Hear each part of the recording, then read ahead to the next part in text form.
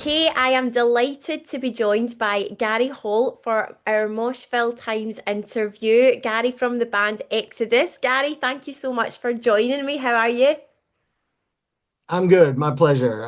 Doing well. Day off, so Oh, much needed. that is so good. So let's kick off. So Exodus are coming to Glasgow on the 29th of March as part of the Crushers of the World tour with creator Carcass and Nails. So Gary, what makes playing Scotland special for you? The audience, every show we've ever done in Scotland's been awesome. I mean, I love Braveheart. I know it's very stupid. It's my favorite movie of all time, by the way. Oh, Um, brilliant. I've been known to quote the entire movie word for word. I know the fucking movie. It's at the point now where it's what I put on when I want to go to sleep. I'm usually crashed before his wife's dead, so Yeah, yeah, near the beginning. because I've seen it like 1,000 times. But no, the show's gonna be awesome. The tour is gonna be amazing. I mean, look at what a lineup and all friends, and it's gonna be a good time. Yeah, yeah, awesome. And just before, shortly before that day, Exodus are bringing out a new album titled Goliath. So, at that gig in Glasgow, are you planning on releasing some new tracks to fans, or are you going to maybe get a balance with classic tracks as well?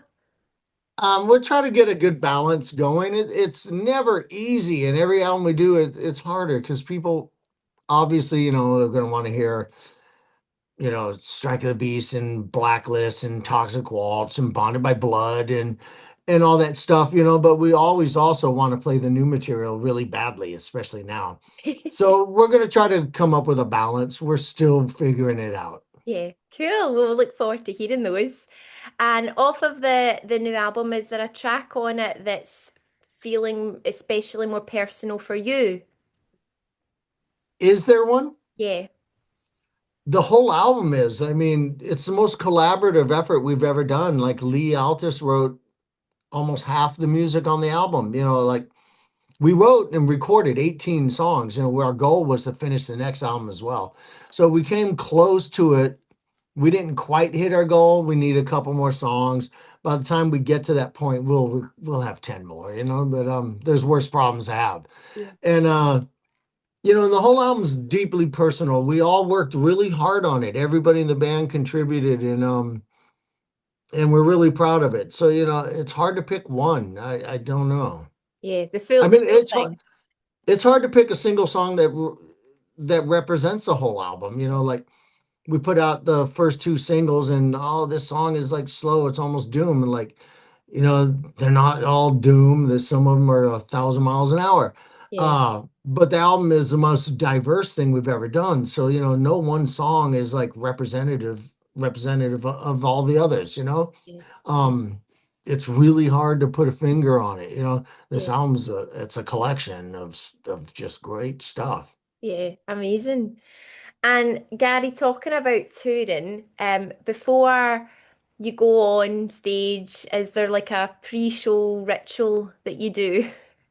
No, no, it's very businesslike for me. I warm up. That's all I do. Warm up.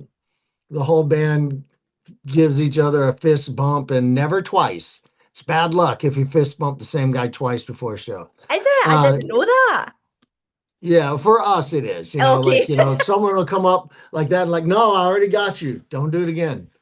Bad show. But other than that, I just warm up an hour prior and get dressed and go out and play and then get off stage and have some dinner, like we'll go watch 90 Day Fiance. That's brilliant. That's what I do. That's Yeah. what I do religiously. I'm way, way too addicted to that show and all of its spin-offs. It's ridiculous. I need help. So, what makes touring still fun? Because you're not new to touring. What makes it still fun for you, or is there something that you miss from like back in the day? Well, back in the day, I drank, so I mean, but I don't miss that. But yeah, we had some fun getting fucking shit-faced hammered all the time. But I mean, we're all best friends, and so it makes it fun. Like I've been around long enough to see a lot of other bands that are around as long as we have, and they're not like us, you know. To quote Kendrick Lamar, they're not like us. Because we like still hang out on all our days off and we still have fun and we still laugh and we don't segregate ourselves from each other and it makes it tolerable, because being away from home sucks, being away from my wife and my kids and my grandkids sucks. Yeah, But and I'm always sad when I head to the airport. But the minute I see the guys, I'm happy again, yeah. because and then, all right, we're gonna have fun. It's gonna be awesome. That's lovely. And how do you sort of wind down after the show, other than watching 90 Day Fiancé and Braveheart? Is there something else that you do to sort of wind yourself down? No, I mean I turn it off immediately. I mean, I see other musicians and everybody's different, whatever your situation is. But people will say, "Oh, when I get home, I can't shut it off, and I can't turn it off." And like, I turn that shit off the second I go home. I'm like, I'm back in. I live in the country, so I'm right back to moving firewood and shit. And I Nice. love it, and I'm able to turn it off immediately. Yeah, I mean, I wish I could turn my phone off more, because I'm constantly doing business. But as far as winding down, I wind down in like seconds after the show. I'm like right back to normal and like, all right, you yeah. know, what's the latest episode I'm missing? Or I'll put on RuPaul's Drag Race or something else I love. You've got some good taste in television series and movies, Gary, I have to say. I've got a problem. I'm telling you. One of my favorites though is the Real Housewives of Salt Lake City. They're Oh, so brilliant. They're so bad. They're so bad because, they're like so full of themselves, but they're like, they're not even considered wealthy in like LA, they're in Utah, but they're such bad people. Like, so, I watch it and I yell at the TV a lot. Yeah. Like, It's interesting that there's not a Real Housewives of Scotland. I don't know why. I'm sorry. There's not a Real Housewives of Scotland, and I don't know why. There should be They one. should. I mean, they have like, 90 Day Fiance UK, why don't they have Real Housewives of Glasgow, Exactly, exactly. It'd So, be awesome. Gary, if 1985 Gary could see 2026 Gary, what would he say? What would he say? Mm-hmm. Oh God, that's an impossible question because there's so many eras in between. Like 1985, Gary would tell 1997 to 2002, Gary, just don't smoke speed. Yeah. It's a real problem. It's going to become a problem for you. But he would also tell him, but you're going to get through it. Yeah. You're gonna get through it and be well preserved from years of chemicals and uh and you're gonna be happy. And I mean, I threw away so much of my career, like Yeah. just tossed it in the fucking gutter due to own bad life choices, and I never take it for granted that I'm still here being like super creative and still touring and being relevant. Yeah. And I have to ask this. So this question comes from Ian, who's our editor at Moshville. He was devastated that his diary was not available to do this interview. So shout out to Ian. Gary, Ian would like to ask, so Tom is the only founder member of Exodus left, but you're not far behind. So what's kept you with Exodus after all this time? It's a way of life. Being in Exodus. I mean, even in the years I spent with Slayer, I missed this, I missed it. And like when Slayer played their final show, I went from 2 nights sold out at the LA Forum to 2 months later, I was showering in some really sketchy German venue shower, and I loved it. It was awesome. Like, you go through extremes of, from the highest level of comfort to like, do I want to step there, And it's okay. I love it. I love doing this. This is the band I joined when I was 17 years old, Yeah, and I'll be 62 in May and I'm still here. amazing. What's not to love? I'm Yeah, not rich. but I make a living playing guitar, and that's a gift in itself. I can't retire. I got to keep working, but Yeah. I love my job. So working isn't a problem. Yeah, it's awesome. And Gary, you've written some of the most like influential thrash metal riffs. So today, like, where do you still get your inspiration from for your creative flow? I have no idea. I don't know. I mean, it'd be easy for some people to say, well, I listen to a lot of modern metal and I take a lot of influence from that, but I don't. I listen to Adele. Yeah, yeah, That's the only album I listen to is everything by Adele. That's like I'm obsessed. I love Adele. And my radio in my car is either on sports talk radio or soft rock. yeah. I yes, maybe like I'm getting some influence by Christopher Cross. I don't know.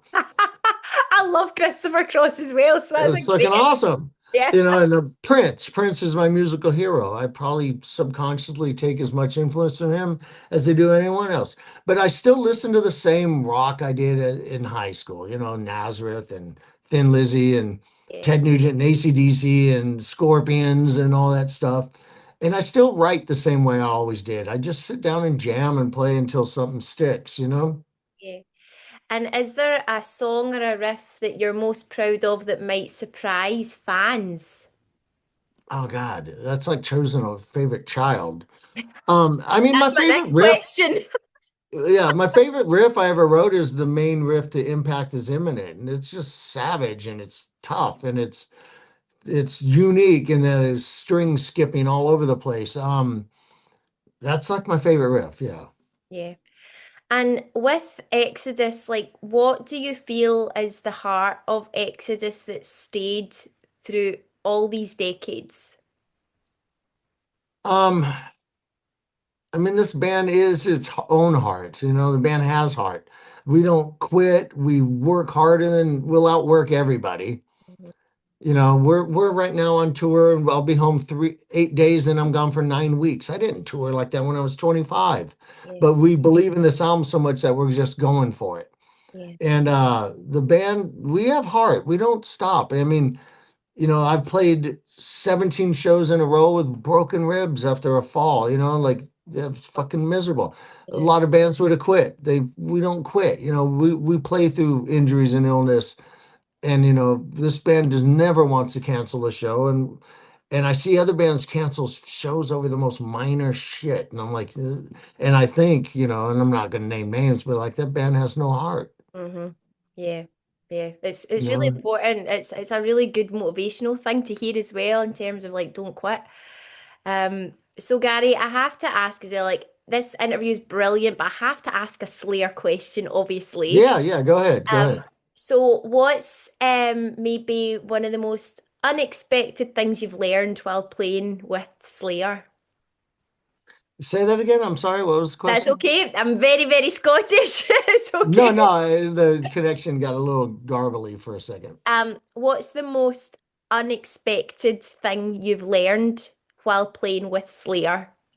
Most unexpected thing I've learned. I don't know. I learned a lot about the business of like a proper, well-oiled touring machine. I took a lot of that from the band. Musically, we're just playing thrash metal. It's different, and it's different from Exodus, and I had to learn how to adapt my way of thinking to adapt to learning the Slayer riffs, because they write differently, and after a while you can kind of get into their head a little.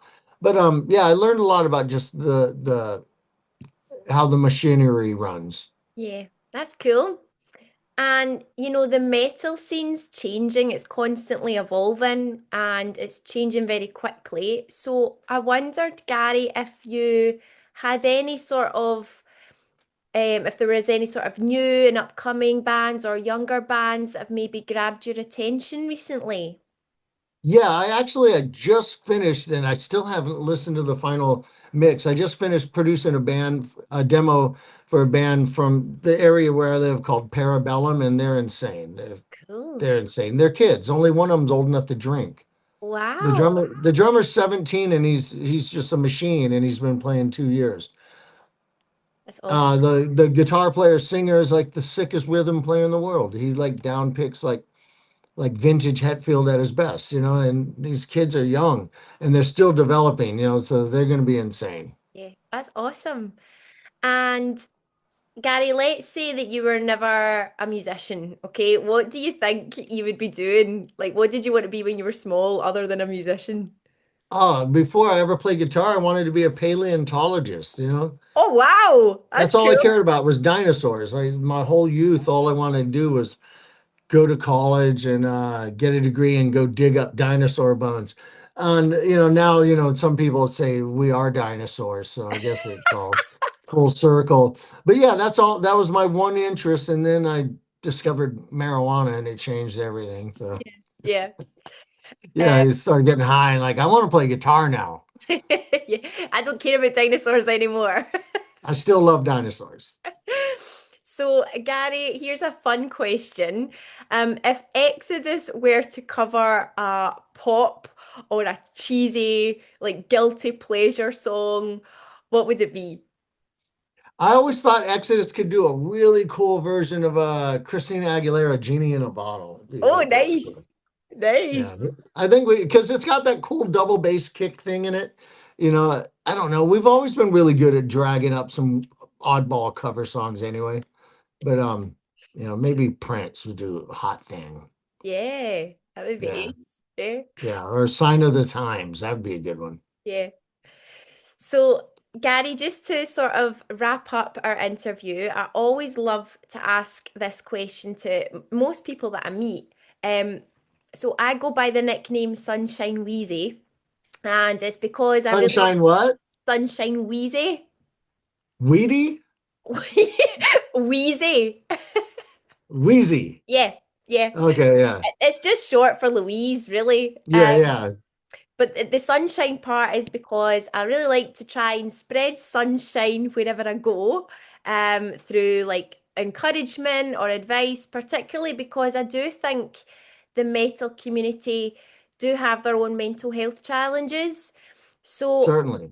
Gary, if you were to spread some sunshine in the form of like advice or something that you've learned along the way, or something to just encourage your fans, what would it be? Treat people how you'd like to be treated yourself. That's what I try to do. I try to be kind to people and I believe in karma Yeah. and you know, I've been known to like give to tons of random GoFundMe's. My wife's like, "What are you doing?" Like, people need help. It's 50 fucking bucks, you know, but Yeah. you know, if you can help other people, you do it, right? Yeah. And if you want people to treat you well, you treat other people well, you know, be nice, you know. Yeah, definitely. Thank you. Big love. Thank you so much, Gary. Well, Thank you. listen, that has been a pleasure and a total privilege to chat with you. Good luck with the album and the tour, especially as you visit Glasgow. And thank you so much for joining Moshville today. Thank you so much. Have a good day. Thank you. Bye bye.